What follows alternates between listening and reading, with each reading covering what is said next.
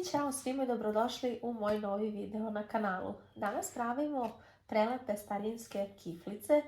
To su one kiflice kao vanilice gdje ne ide ništa, osnovne namirnice. Pa da krenemo.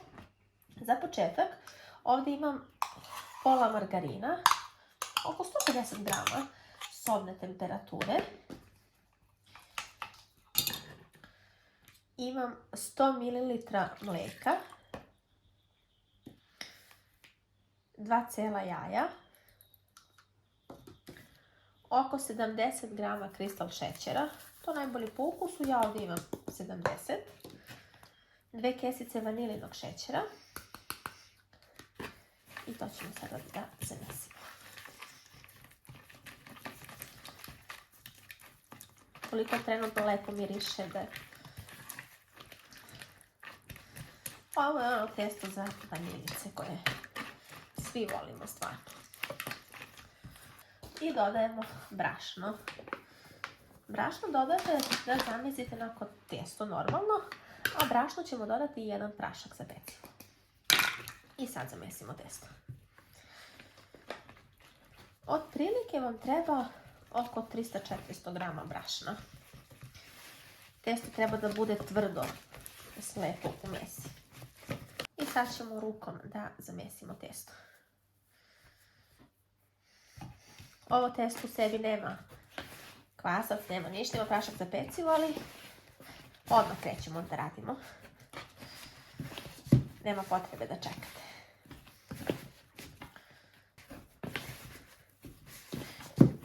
Testo je umešeno, tako ćete najbolje znati kada se skloni sve sa vanglice.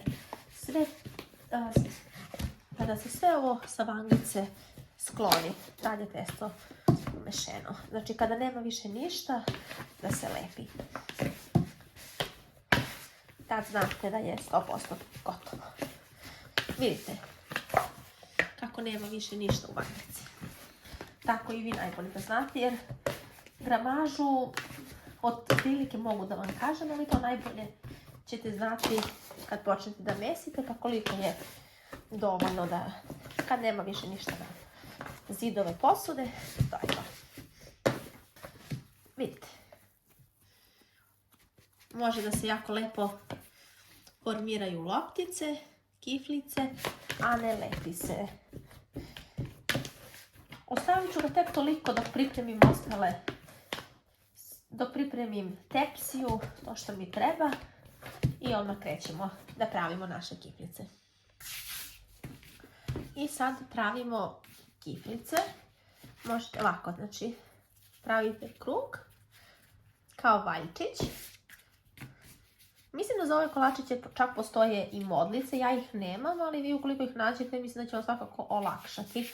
Znači napravite ovako kao neki valjčić i samo ih zaokrenete da dobijete ovako. Tako se one prave. Kao potkovica, kao polumesec. Tako ćemo da pravimo sve ostale.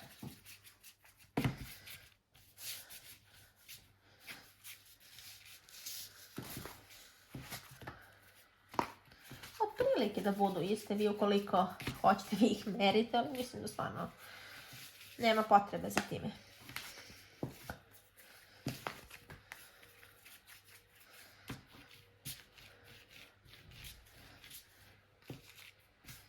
Od ovog testa možete, kao što rekao, da pravite i vanilice, ne morate, jer to je to testo. Prelepo testo jedno, koje svi jako volimo. Verujem da smo svi ovo kod naših baka ranije jeli. Da nema osoba koja ne zna za ovaj kolačić.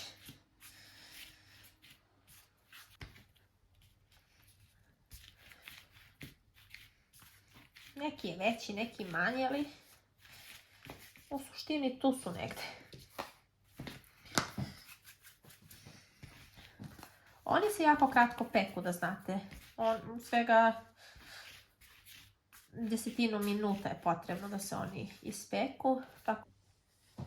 I sad ćemo ih poređati u hleb i peći, kao što rekoh, ne više od 10 minuta. Da pobele onako, da budu jako lepe. I evo, kiflice su pečene, pekla sam ih tačno 10 minuta, vidite kako su jako lepu boju dobile. Sada ovdje imam mešavinu prah šećera i vanilinog šećera. Sada ćemo ih uvaljati i one tako u kutiji mogu da stoje i po 10 dana. One što više stoje sve su lepše. Naravno, nikad ne dočekaju one 10 dana, ali da znate da mogu da stoje.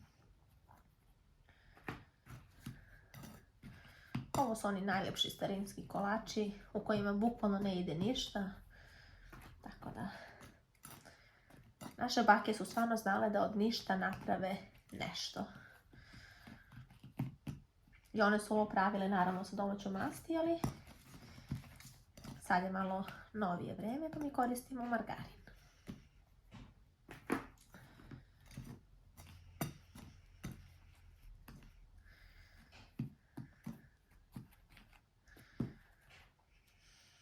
I evo, dragi moji, sve sam ih uvaljala u prah šećer.